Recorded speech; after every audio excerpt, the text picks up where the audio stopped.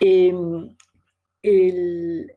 Volvamos también a formas ovoidales, en este caso también ascendentes y abiertas, por ejemplo, todo lo que son los cítricos, fíjense que son especies que están más bien cerca, digamos, del piso, sirven como para armar barreras o para hacer cierres.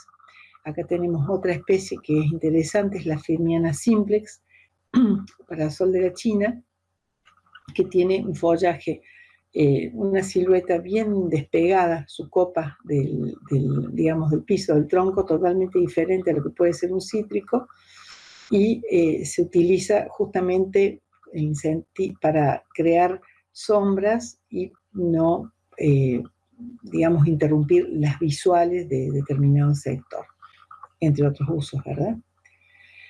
Acá tenemos la acacia de Constantinopla, que ya es una especie que es de segunda magnitud, que es interesante porque tiene floración durante todo el verano. Fíjate que la silueta es una silueta extendida, también es abierta, si bien la planta no es alta, es ancha. El mismo caso de la cinacina, la parkinsonia, que es una especie muy transparente. Entonces, se utilizan más que nada para generar sombras que no sean densas, que permitan el crecimiento del césped por debajo, que permitan el pasado del aire, digamos, entre el follaje para que el aire se refresque, y tienen una connotación muy especial referido a lo que es nuestros ambientes nativos, ¿verdad? Vamos al caso, por ejemplo, de lo que habíamos hablado de las mutaciones estacionales. Fíjense en este caso, esto es Melia cederach, el paraíso, que es sumamente interesante durante todas las estaciones. También es un árbol de primera magnitud, tiene un follaje muy denso y muy fresco durante el verano, le sigue un otoño de una coloración bien amarilla, un invierno que es marrón con frutos castaños, y luego la primavera, cuando los árboles se visten de lila con muchísimo aroma. Digamos que si queremos asimilar estas formas más ascendentes, abiertas y extendidas que podemos encontrar en un paraíso, por ejemplo, podemos encontrarlo en el caso de los arbustos, en las durantas, las hespereas o coronas de novia. Esto es una duranta, ¿no? Son plantas extendidas que se utilizan más que nada como barrera. En este caso, vamos a hablar de una especie que es el fresno. Fíjate que el fresno tiene una coloración, una mutación otoñal muy importante, de una forma de vaso bastante ascendente que con el tiempo va cambiando porque va bajando sus ramas y se va haciendo cada vez más ancho. El fresno es una especie que se lo utiliza mucho en el arbolado urbano, y bueno, sufre las podas indiscriminadas de la gente. La dracena o cordillera indivisa, que es una copa que se despega rápidamente del follaje y genera acá arriba alguna situación, digamos, de interés, y permite visuales a lo largo de, digamos, el desarrollo de sus troncos. Y en este caso, por ejemplo, ya hablando de primera magnitud, un árbol de plátano que también tiene interés a lo largo de todas las estaciones, tiene interés en su corteza, en el tipo de hoja que presenta. Durante el invierno presenta eh, coloración marrón, ¿no? Las hojas del plátano se caen recién cuando el plátano vuelve a brotar. Entonces acá tenemos también distintos grados de transparencia y compacidad. En este caso los plátanos son especies bien densas, los fresnos son especies intermedias, y en el caso de la dracena es una especie, si se quiere en este sentido, transparente. En el caso de las siluetas estas fusiformes ascendentes, encontramos en los cipreses y en los álamos muchos elementos de este tipo, líneas verticales, que son líneas que generan cierta tensión en el paisaje, ¿no? Todo lo que es vertical genera tensión en el paisaje, y especies que se utilizan mucho por su tamaño y porque no ocupa mucho espacio para barreras forestales o para barreras de protección en los parques grandes, ¿verdad? En este caso tenemos una silueta cónica inmersa, es el caso de la Cercidium precox, la brea, la caliandra o la acacia visco o la cortadera, son todas especies nativas, especies heliófilas que desarrollan su copa en forma muy abierta, como en forma aparasolada,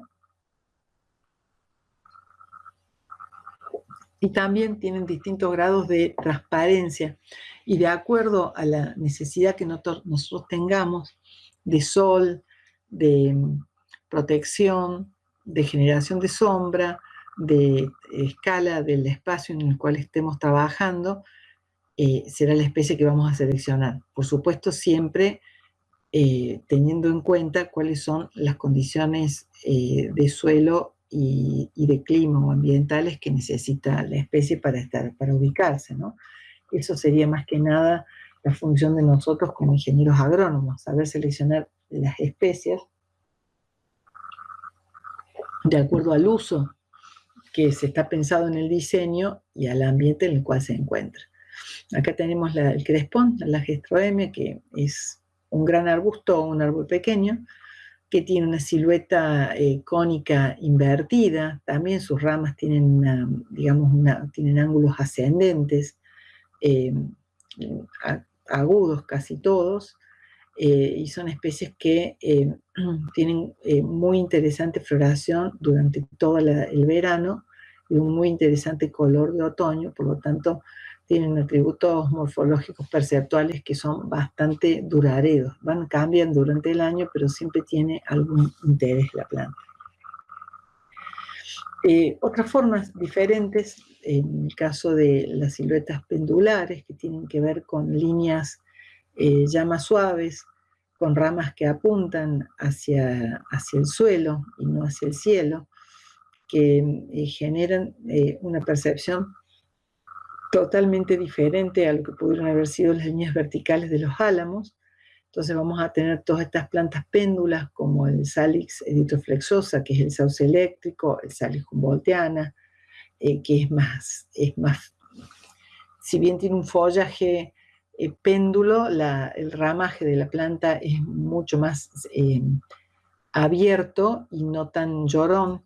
El aguaribay, fíjense que el aguaribay es bien péndulo, bien llorón, y el caso de las mimosas o acacias valellanas, que son especies de ramas colgantes y compactas, ¿no? Entonces, bueno, vamos a ver de qué forma podemos utilizar a estas plantas. Fíjense en este caso, hay muchas especies que tienen estas siluetas medio irregulares que en general nunca van a conformar un foco o van a llamar la atención justamente por la irregularidad de su silueta, que son plantas que se usan casi siempre combinadas o mezcladas con otras.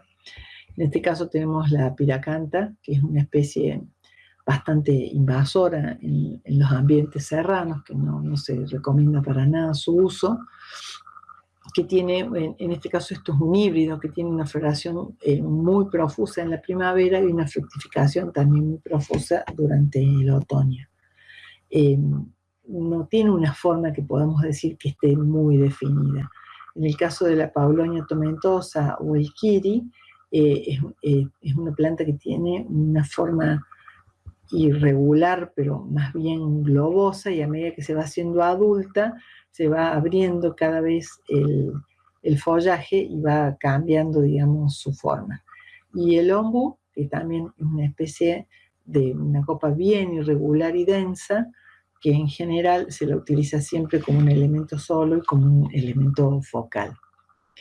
Las robiñas, la robiña pseudoacacia o acacia blanca, hay variedades, digamos, originales, por decirlo, y variedades creadas como la pseudoacacia, la pseudoacacia casque rouge o la frisia, que tienen distintos colores de floraciones. Son especies de copa ascendente y que son péndulas cuando están en floración. El jacaranda, que es otra especie también muy interesante por su floración, y presenta también cierta forma irregular globosa, de follaje pequeño, o sea, de textura fina, pero de una densidad interesante.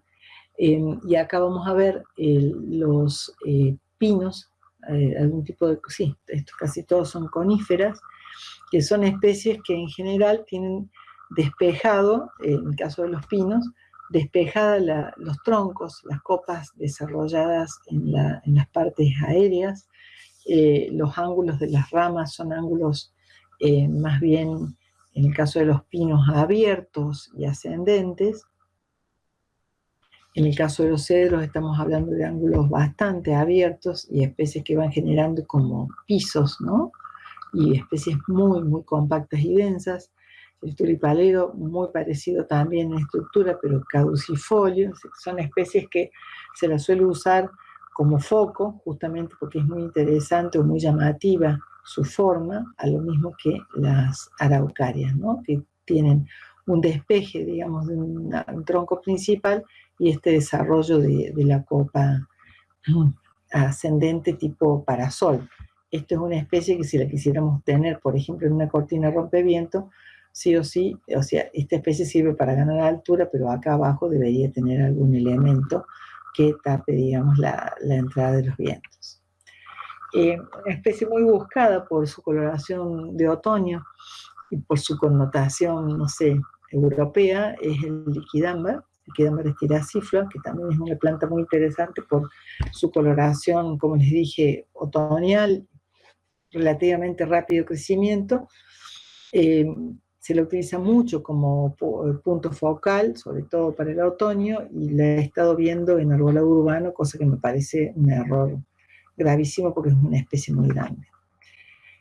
Bueno, como vemos, los vegetales tienen mucha riqueza en lo que es texturas y colores. De hecho, se puede teñir, se pueden preparar tintes con todos los tejidos vegetales que vemos aquí.